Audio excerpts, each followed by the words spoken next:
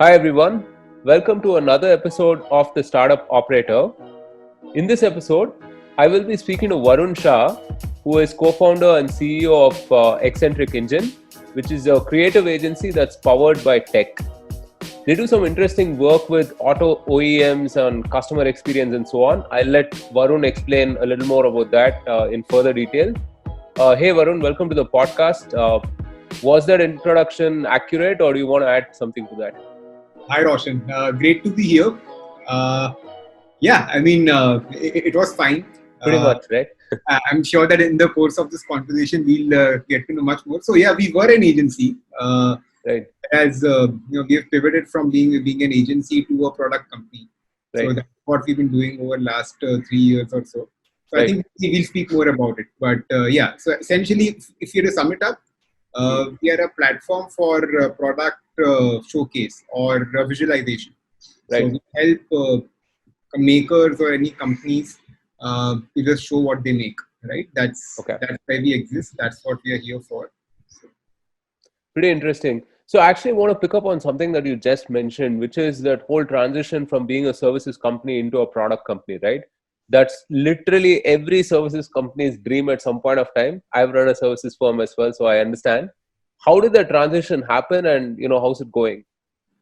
So I'll tell you, there's a backstory to it, and I have to go to our origins of how we started, because then I think I can put everything together. Sure. We began in 2012, and at that time, Gaurav and I were both 24 and 25 respectively. Gaurav, who is my co-founder, was running his setup for a couple of years. I had just gained 1 year of experience, and we realized that in the marketing ecosystem, a lot of agencies do not have in-house tech expertise, beyond the website and some of those things. Right. And there are a lot of possibilities out there, and at that time, a lot of terms such as 3D, augmented reality, and virtual reality were just starting to flow in. So we said, hey, let's just be one of those people who is supporting companies and agencies to adopt tech. So that was how we began. And then after that, in 2014, we decided to also become an agency ourselves. So we opened an agency division. We then grew to a team of 50. We opened up an office in Delhi. So that was until 2016. Then what we realized in 2016 was that while we had onboarded a lot of brands and and we were doing decent, we didn't really have an answer to how we wanted to scale it up, and we didn't really have clarity of what we would be doing post 5 years, and that's not a good position to be in as a founder. Retrospectively, yes, we could have said that maybe we didn't plan enough when we started, but so be it. So we took a very hard call that we wanted to stick to our core, which was tech, and we wanted to empower companies using tech only. So the call was to wrap up our agency division, which was a tough call because we were not doing bad. We were not doing bad. We had a good roster of clients and accounts, and but it's just that you have to focus. As a founder, you have limited time and resources.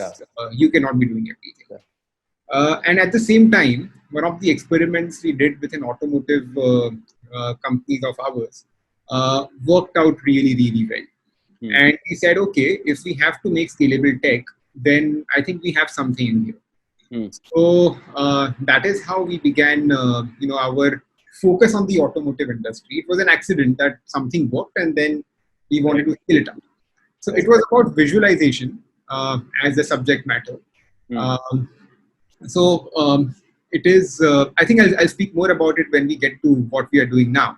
But to answer your question, how has the journey been from services to product? It's actually been quite a roller coaster. It's not been easy. I'm sure. It's been very, very interesting. There has never been a dull moment.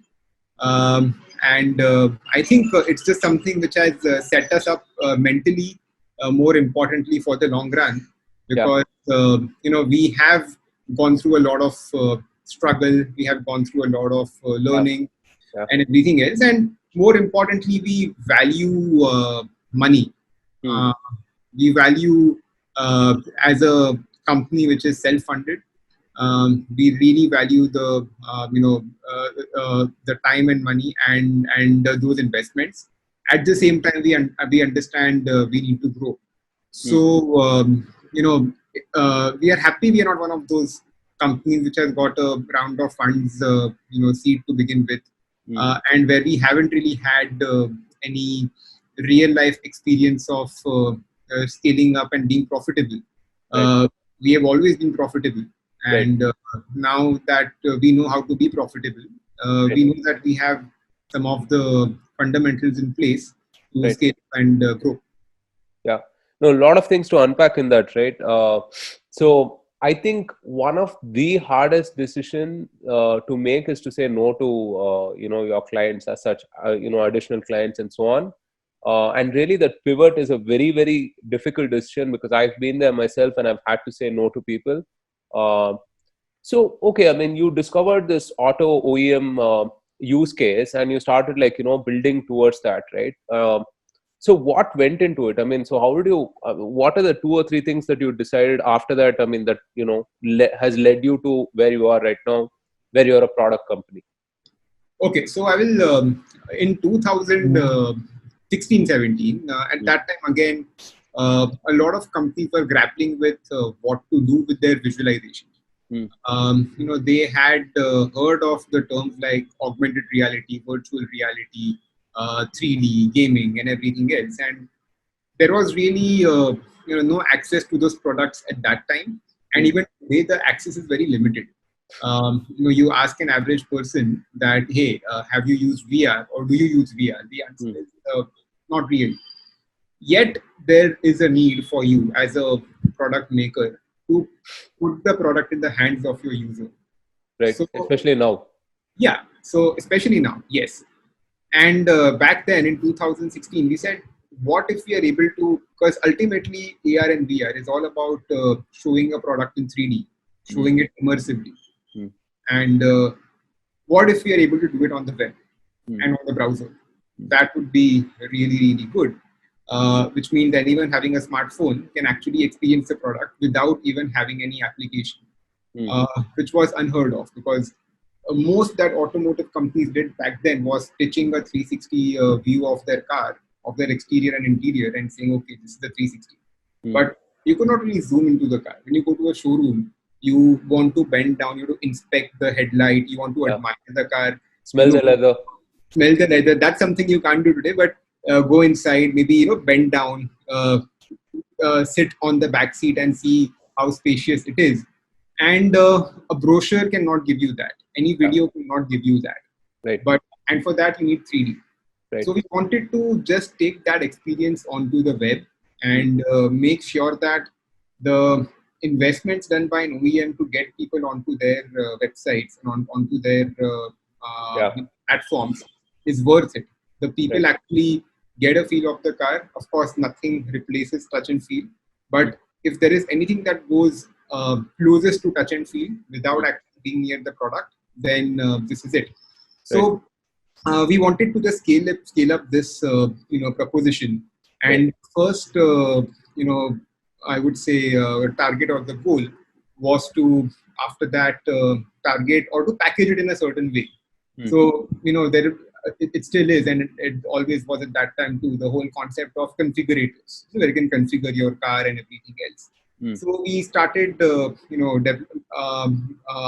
I would say, adapting our product for a typical configurator platform, where you could configure the car, you could walk through each and every variant of the car, you could customize it with accessories, you could look at the features intuitively, which would engage people. So I think that is what was our first step, and then we've developed an entire product around configurator. It's called CPQ. So which just allows dealers and even customers to self explore the vehicle, look at it intuitively, and take an educated decision about what they really want to buy, without a need for constant haggling and constant human interaction. Right. So that is one part of it. That's on the product side of things. But as a company, I mean, can you talk about that transition as a business? How did you transition? Sure. So as a business, we had to change our mindset. Right. We had to be a lot proactive when it came to deciding the product features, understanding what needs to be done, listening very, very carefully to our customers. We would not have built whatever we built without our customers, because none of us have any background in the automotive industry, or had till 2017 as such. We barely knew the names of accessories. What is a garnish? What is a door visor? We really did not have even details of some of the basic things that go into what is a trim. So we actually learned everything from scratch, and we built the whole system from scratch. And surprisingly, no such system existed until we came on board, and that actually helped us. But yeah, there's a lot of learning involved, a lot of keen interest that we get to take at all levels. From the point of view of our visualization teams, our backend team, our strategy team, everyone had to get involved. They had to breathe auto. They had to understand. I myself used to go for a shoot where we had to just understand how we need to represent the car. In fact, until today, I am involved a lot in some of those activities, because we got to stay true to who we are, even when we scale. So I think that was there. We learned to listen to our customers. Earlier, before that, as an agency and as a service company, our job was to maybe take a particular task, deliver it, do a good job there, and then move on. Here, the learning curve was for 2 years. I just had to talk to a lot of people, understand, observe things, and just get immersed in the automotive world, and see how it works, because there are people who spent 3 decades working in the industry. Yeah. And we cannot get all of that knowledge overnight. Right. So I think one thing we really learned was about being patient. It's not one of those e-commerce businesses where you get funding and boom, in 6 months you have a great growth and a great revenue. It's not a sexy business like that. It is a business that it's actually like meditation, because you learn when you go to night, you understand, you appreciate what you've learned, then you discuss with your team, see how it fits in your framework, and some of those things. And the whole suite of products that we have made on One3D, which is the lead product that we have, is actually built in consultation with our partners, with their dealers, with customers, and I think 4 years of learning cannot be replaced by anything else, because there are a lot of nitty-gritties and everything else, and it's satisfying to say the least from that point of view. So I think that's been one of the things about that. We've actually learned how to be patient, and we've learned how to learn. Right. No, that's damn interesting, because one of the things that used to always hurt me was moving on from one project to another project, right? Because I mean, I can sense that you're a product person as well, as I am, right? So you kind of commit to something and you have a certain vision for how something has to be, but you can't really get too tied to it, and you have to move on, right? So that's an amazing plus point when you're running a product firm, where you can invest and you can commit in that, learning that one thing and seeing that vision come to life fully, right? What happens on the sales front, Varun? Because I mean, so services is pretty simple, right? You find one client after a client after a client, and then obviously more people equal more money. But how does it work with product? Because I mean, I'm sure there's a phase where you're not getting as many clients as you need, because there's a bunch of investments that you have to make upfront to get your product up to speed or whatever it is, right? Or you have to discover that product market fit and so on. Sure. So talk about that phase. Okay. So, in terms of onboarding, in terms of business development, uh, can you guess an average lead time that you think you'd be having to acquire a customer? Just take a wild guess. I would say at least a few months, right? So 4 to 6 months, three, 1 year. 4 months, 1 year. 1 year. 1 year. Wow. Yeah. And Actually, I mean, it's pretty believable. yeah, and some of them have Crazy. even 2 years, 2.5 years. Wow. Uh, so as a founder, you have to build relationships. You Right. have to be true to those people.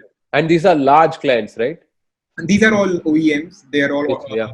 multinationals. They are all very well established companies. Mm. And we take a leaf out of how some of the suppliers, not just the digital suppliers, but the guys who are supplying parts to them, tires and engines and motor and everything else to them. Those are entrepreneurs who have been, who are in their second or third generation, and they are still doing that. And it's a huge learning for us from them also when we see that how things cannot happen overnight when you're working in a business like automotive.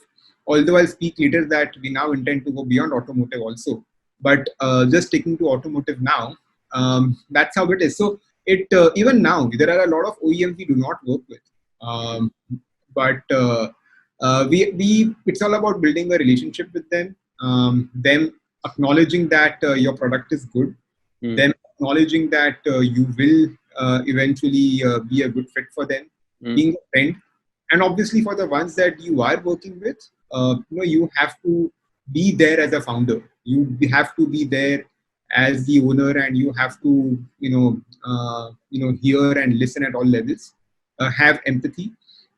So that is as far as the growth is concerned. Of course, we also have our panel of partners, especially for international growth, who are helping us, expand in the other markets in Europe and USA. We also have a strategic tie-ups with a couple of companies outside of India, where we can synergize with them. So, in course of time, you build these networks and you do that. But yes, you have to be hands-on about adapting the product to every subsequent customer. Luckily, yes, there are a few integrations that you need to do. There are modifications that you need to do. But a car is a car, right? You have to visualize the vehicle. You have to show it in a certain way. More things are similar than dissimilar. Yes, there is a decent gestation time for you to onboard and start working with them. But these are at least 4 to 5 year old relationships, which at least because I can't comment on more than that because we've been in the automotive business since last 4 years. Right. But yeah, these are very very long term businesses where you need to do that, and once you do that, you learn that you understand there's a lot of room to roll out new products, to roll out things which suit a given customer. You have learning from a certain customer, and you pick up that learning and see how it works in the framework of the other customer. Of course, without compromising on any information confidentiality. That's again one more thing that we have to be extremely careful about. As an organization, our teams are separate. We don't have the same people working on the same OEMs. At operational level. So I think those are some of the things that that go in into the business.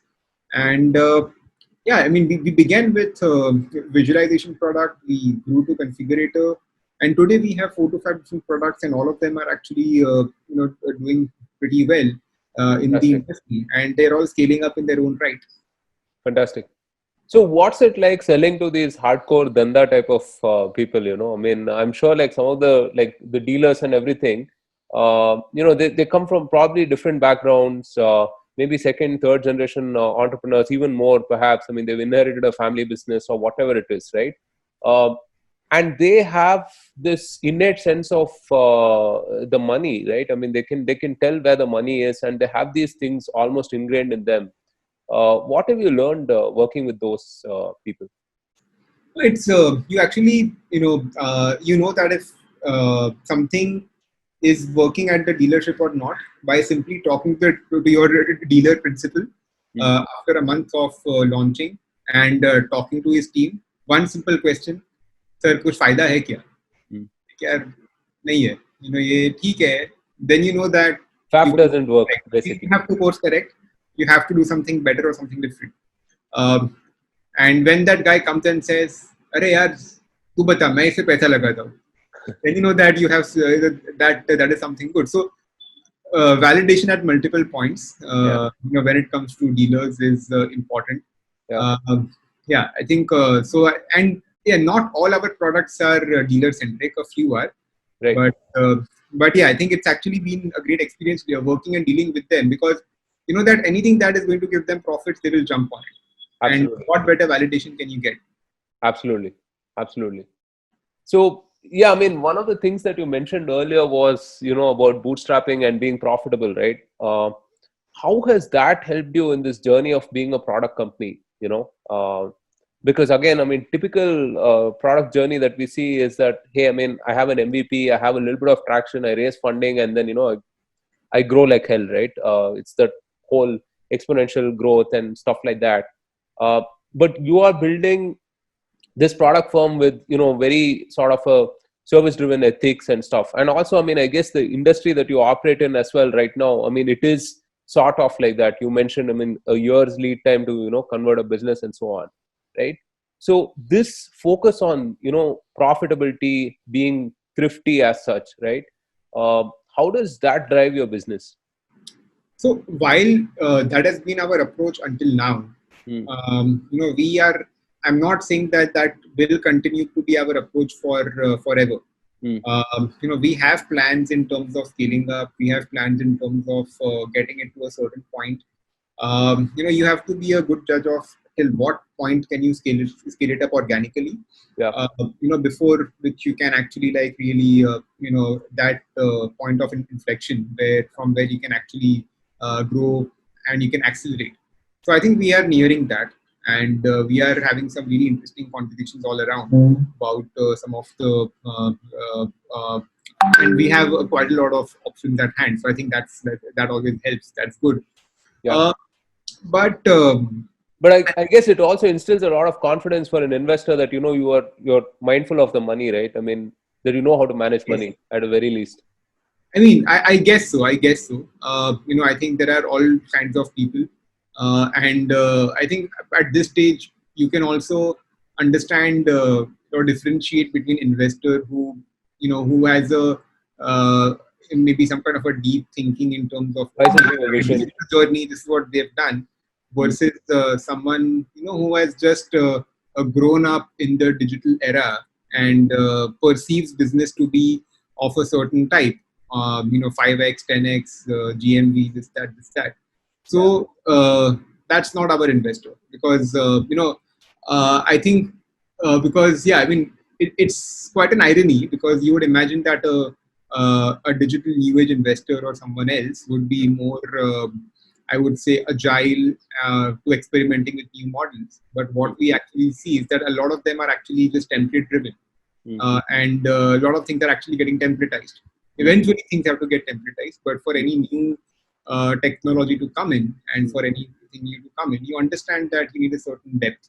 And I'm lucky that I've actually come across quite a few people who I think have that depth, and we continue to be in close contact. Right. No, just as the startup ecosystem has matured, right? I think even the investors have matured, right? I mean, we're seeing 15 years of precedence, I would say. In terms of, let's say, a Flipkart being born at around 2007, I think, and then exiting to Walmart. I mean, I see. I mean, at least it's not BS terms like GMV and like I even remember at that point 2014-15 point, I mean, people were bragging about website visits and stuff like that. This is insane, right? I mean, try explaining any of this to your Kirana stores and your local businessmen. So on that note, how has I mean, you've been in startups for about 10 years now, right, as a founder. How has the startup ecosystem itself matured? What do you see as what do you see has become easier? What has become more difficult right now?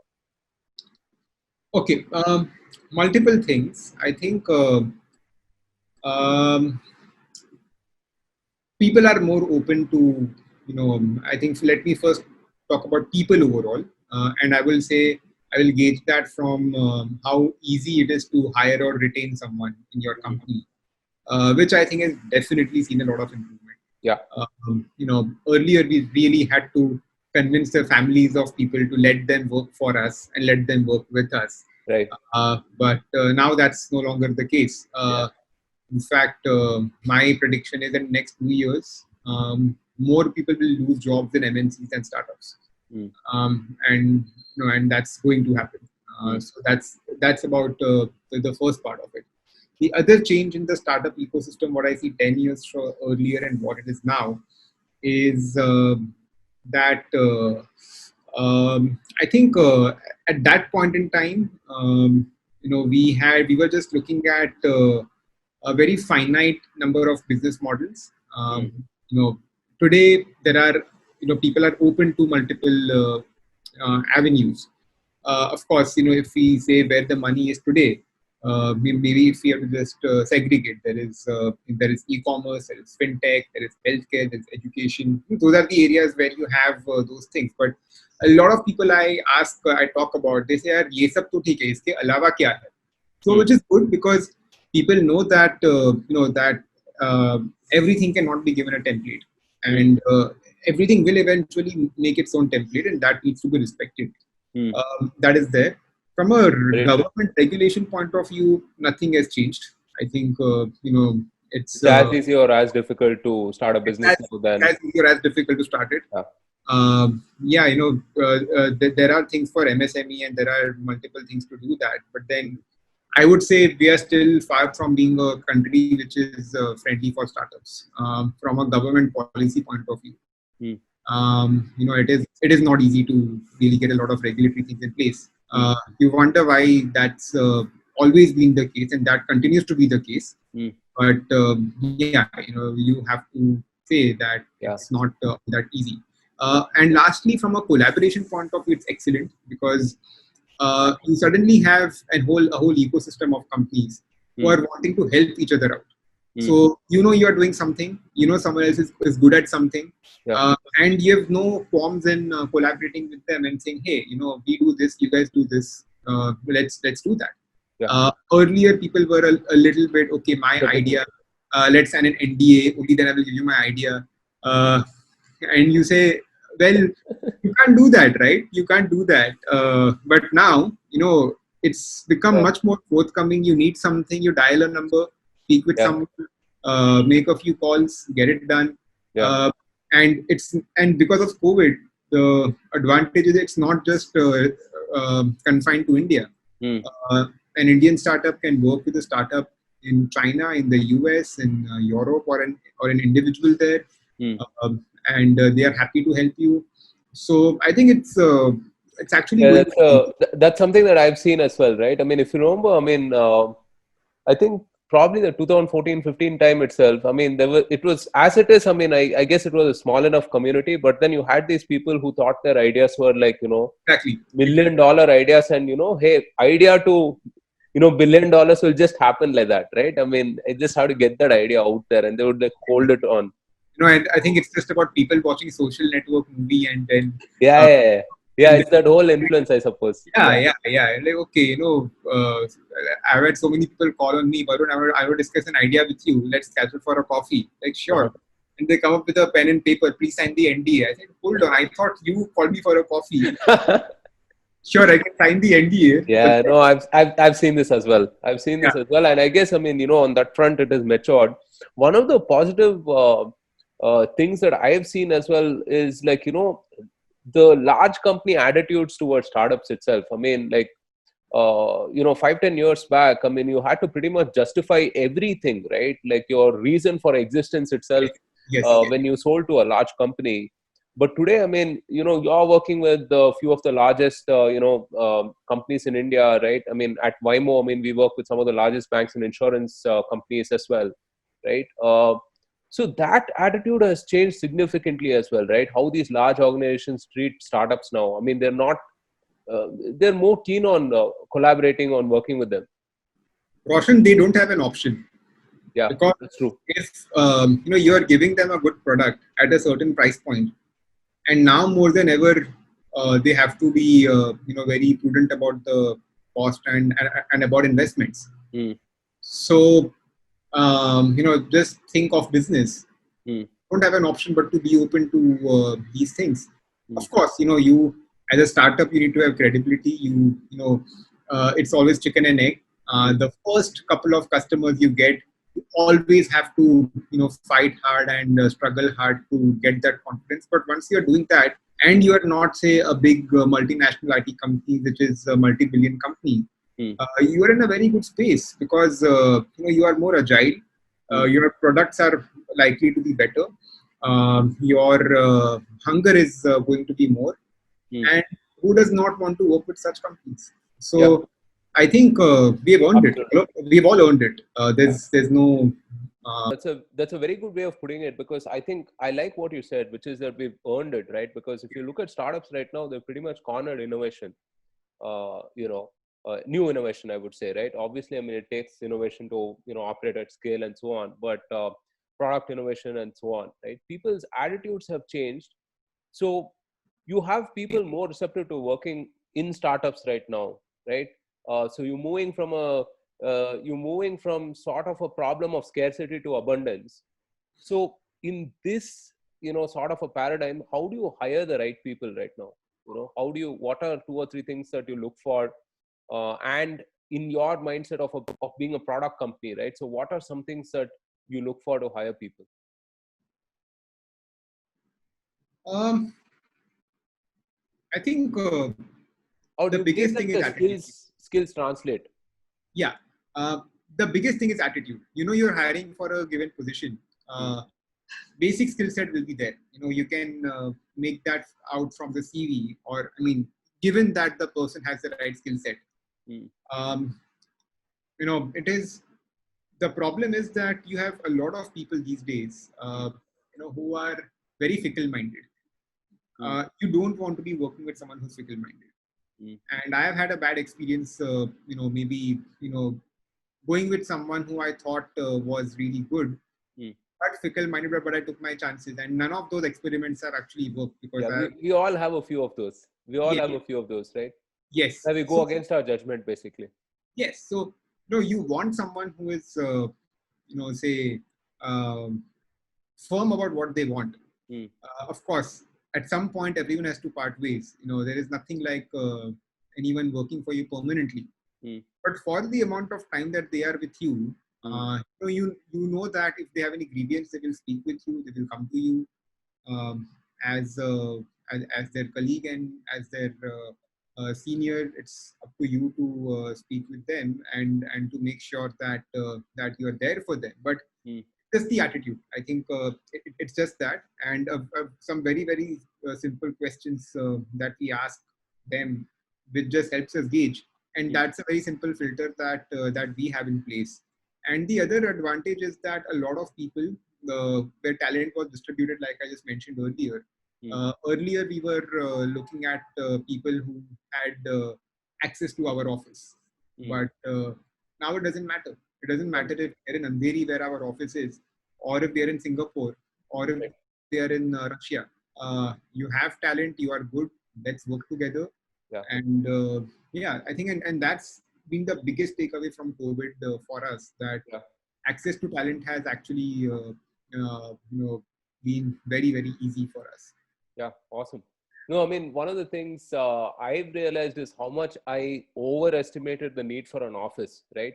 Of course, I mean, it's indisputable that working together in a room with a common purpose is like, obviously you feel that energy and you share that enthusiasm for it. But then, I mean, you don't have to be limited by it. Is what I feel. Yeah.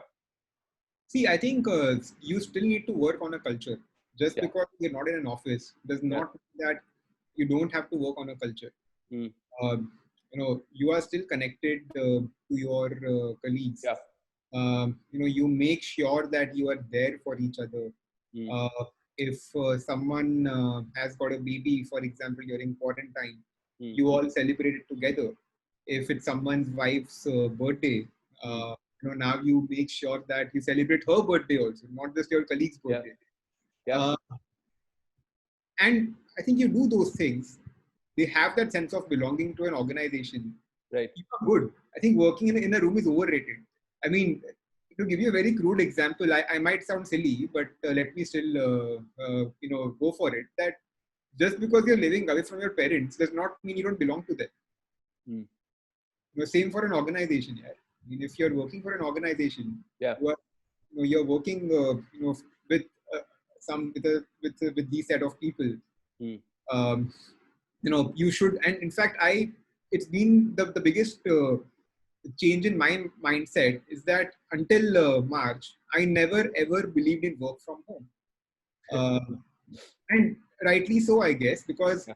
you can't have half the office working from home and half the office coming to office, Right. Absolutely. because it's not fair on the people who are actually coming to office. And where do you draw a line? Yeah. If someone has a baby versus someone is pregnant versus someone needs to go on a holiday, all are legit excuses, to not come to office and just work from anywhere else. Yeah. But now it doesn't matter. You're changing diapers and taking calls. It's Sure. absolutely fine if you're getting your work done. Yeah. So Yeah. and I think it's actually great because it's got all of us to really rethink about how we have been looking at work fundamentally. Right. Right. No, I mean, that's yeah, I mean, what you said makes absolute sense. Culture is something that is unspoken, but yet is very, very clear. Uh, what is expected of someone, how someone behaves, how someone makes decisions and choices and so on. Right. So, yeah, I mean, see, we can't ignore the circumstance that we're in. Obviously, we're all adapting to it. Right. So, how are you managing to stay competitive as a business in these times? Yeah, as a business, we thrive on this one very simple thing, and which has always been the thing. It's not new. Hmm. Is that we want to increase access to products for any maker. Hmm. You are a maker. You make great things. You are not efficient in how you show things Hmm. because you are grappling with way too many cost items, a lot of processes. There is no synergy between them. And now all the more, makers need to show things. Hmm. Even with the malls opening, you won't get the same footfalls. Yet people have to consume. Hmm. Eventually, people have to consume. So that is where we lie. We say that if you don't have access to a product, then this is the next best thing. So yes, it's as a product and as a company, we have to move very fast. We have to move. We have to stay true to our promise. Hmm. We have to stay true to our value proposition, and we have to demonstrate that. We have to be that company which instills positivity in our customers, Hmm. who tells them that hey, we are there, and you can do this, Hmm. which gives them confidence to speak with their management and say that hey, we have something out there, and we should do this. Because I mean, we all know that till now no one understands how serious and how big COVID is, Hmm. and it will take a couple of months or maybe more than that for us to unearth the real impact of COVID. Yeah. You know, you can talk about any data, any study, but until things completely open up, you have no idea the damage that has been caused. Yeah. So we are going through an extremely challenging period, something which I hope that nobody goes through at least for next few decades, because it's been tough on all of us. Yeah. And in this period, I think it's very, very small things which help people, which help them do their job better. And Hmm. I think we are fortunate that our product is something which is required, Hmm. for them. It Hmm. is required for them to stay relevant, for them to be relevant. Hmm. And we have had very, very busy last 2 months, where we have had a lot of inbound calls, inquiries, That's discussions, fantastic. and yeah, but then we cannot take that thing lightly. We have to stay ahead of the curve, and we have to keep investing in the product. Yeah. So that's amazing. That's amazing now that you're relevant more now than before as well, right? So that's really good. So let's do a quick rapid fire round. Okay, nothing scandalous. Don't worry about it. So just short and interesting answers to the following questions. Sure. The best or most accurate startup movie that you've ever seen? The best or most accurate startup movie I've ever seen. Um, it's not a startup movie, but it's a movie I saw last month, and Uh-huh. I think it was brilliant. I know I was late to the party. I saw Beautiful Mind, right? Oh, okay. It's not a startup movie, yet I think the way that guy dedicates the entire life Yeah. to an idea, the time, the patience before he actually wins the prize, drives him insane. That's the commitment you expect from a startup founder. Mm. If you have conviction in your idea, you Yeah. don't. Uh, so, and I think that movie, connected to me on multiple levels because, Yeah. yeah, I think, yeah. So I think I'll go for that. Yeah. Fantastic. Off to a rocking start. So my next question is the most hilarious client experience you've had. Oh, I'm so sure there are plenty. so many. I think. I think I'll just sum it up. Oh, look at the card. Eccentric engines. Young people, huh? Yes, very good, very good. And that's something you don't want them to say Yeah. because your youth does not come at the cost of your experience because you've been doing it for last 10 years. But Yeah. No, I've been there as well. Uh, okay, if you had to choose uh, Steve Jobs or Jeff Bezos, uh, very very tough. But I'll go with Jeff Bezos. okay, yeah, I mean, just the way he's built the business out, right, over 2+ decades. I mean, that's just And phenomenal look, execution. he is diversified. Yeah, yeah, And exactly. each of his, I would say verticals are doing great. Yeah, Uh, yeah, and it's all said and done. You need a certain skill set to be that. yeah, yeah. Okay, Ratan Tata or Narayan Murthy, Uh, okay, I would say Ratan Tata in this case. because of the auto connection. No, not that, not that. It is because of how versatile the man has been. I've been kind of incidentally just reading a book, and to come back at the age of 76, or I think more than that, and to start again taking control of your empire Mm. after you've retired Mm. needs a lot of willpower. Yeah, uh, lot of Not conviction. anyone can do that. Yeah, You need to say that, okay, fine, something I did 4 or 5 years back has not worked out, and now I need to do that. At a time when someone would just want to, sit in a cottage and just chill in your, sunset years. yeah, you are actually getting your hands dirty. Yeah, I mean, I think it's great. I think it's actually great, and also the fact that he remains to be active until now yeah, is great. Although a lot of respect for Mr. Murthy also. yeah. I yeah, and also for his ethos, the what he believes in. I think all those things are great. So I think two exemplary people. Yeah. Yeah, and that I was going to ask a related question, which is, what is the book that you're reading right now and that you would recommend to everyone? Uh, I'm reading a few books right now. Okay, Uh, you're one of those who reads books in parallel. yeah, I mean, I'm not sure if that's the best thing to happen. No, no, Uh, I've spoken to a few of those types, so you have a tribe. Don't worry. okay, I guess so. So yeah, so I mean, okay, so the first book that comes from, I was reading it last night, is about being a father because I'm going to become a father in Oh, next. congratulations! Thanks. In next 5 months or so. So Awesome. I need to be good at changing diapers and napkins and everything else. So that's actually quite necessary. Um, so I'm reading that. I just mentioned I'm reading a book on Mr. Tata, more so about some of the recent incidents and everything else, just to get a feel of that courtroom drama and what exactly happens and what actually happens there, just from a learning point of view. Hmm. Because I am actually quite curious to to actually know that. Uh, Yet another book I've been reading is by an ex CEO of Olympus. Um, the Japanese company.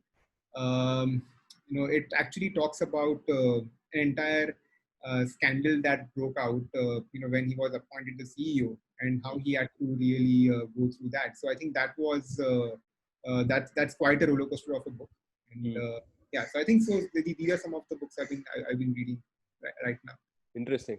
So I was going to ask you about podcasts. Obviously, you listen to our podcast, but what else do you listen to? To be honest, Not a I podcast fan? uh, I want to be. I Okay. really want to be.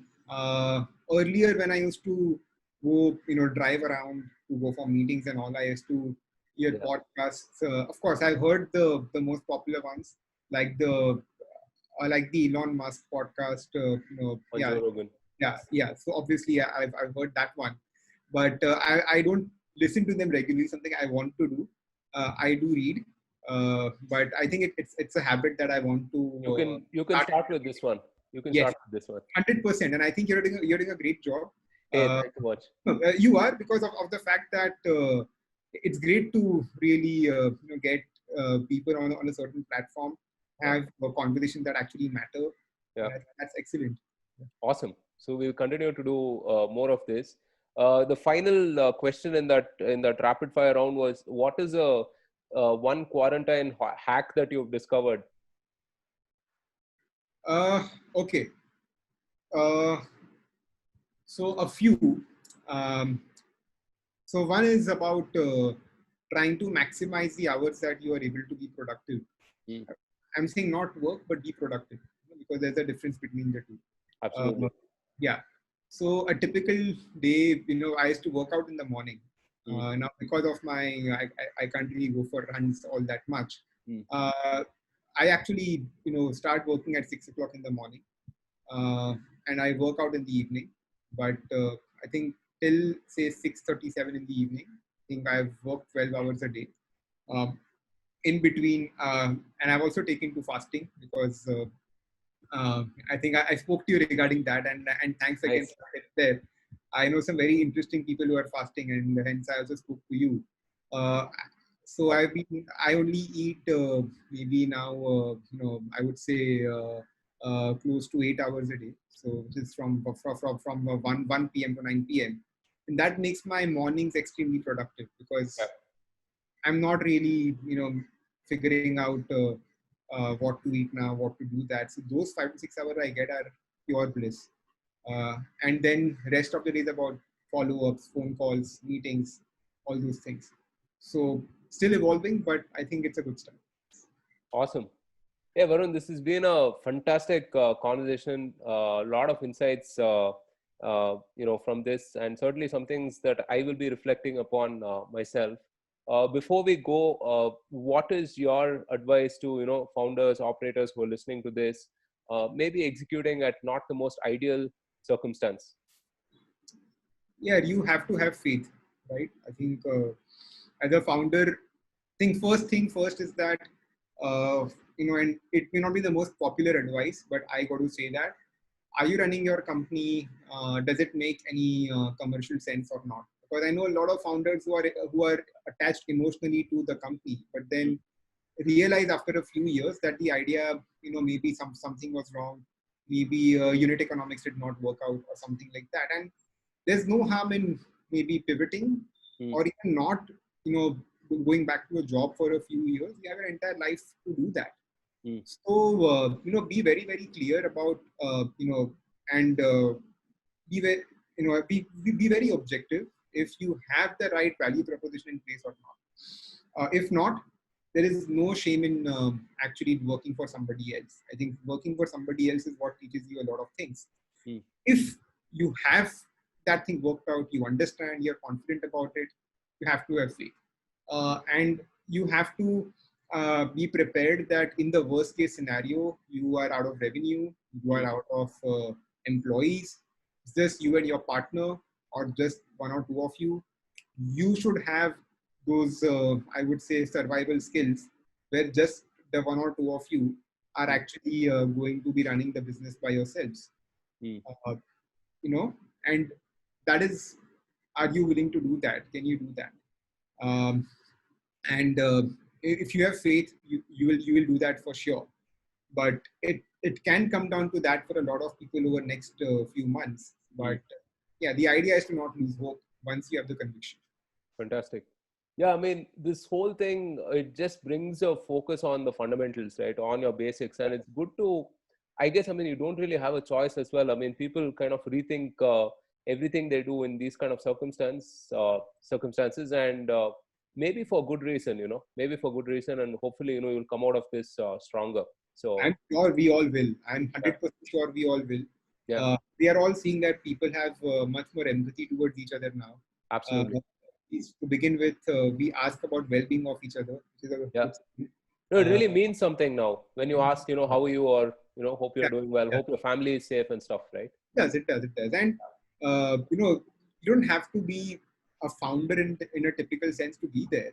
Right now, even if someone is a non-founder and who is listening to the podcast, even if you're helping your community and society prepare for the worst case scenario for COVID-19, you've done a great job, because you're doing something that really matters. Taking on personal responsibility. 100%. So, and I think the founder mindset is what will come out right now. And you have your entire life. People often think about, okay, I need to move fast and break things. But I mean, say you're 30, 35. I mean, how fast will you move? And what will you do after you're 38, 39? So don't be, be ambitious, be very, very ambitious, but, enjoy this time, enjoy the challenges, enjoy everything that comes your way. If you're not enjoying your journey, then you're not doing it right, because then you're just, pressurizing yourself and your team and your partner and everyone else. Yeah. Yeah. No, I mean, it should hurt and it will hurt, right? I mean, this is not a easy journey. I mean, obviously it's very, very difficult, but then it should make sense to you, right? So at least your reason for existence should be valid, which is why you started up in the first place. So yeah, and to be honest, back in 2016, when we could not justify our services business from a point of view of next 5 years, we actually contemplated going back to doing a job. Why not? There's no shame in that. There is absolutely no harm in that. Luckily for us, I guess something worked out, but that may not be the case for a lot of other people. And we all have to be ready for for any outcome going forward. So it's absolutely fine. And I think we should also talk to each other, reach out to each other. Absolutely. If you think that there's something you need to do, yeah.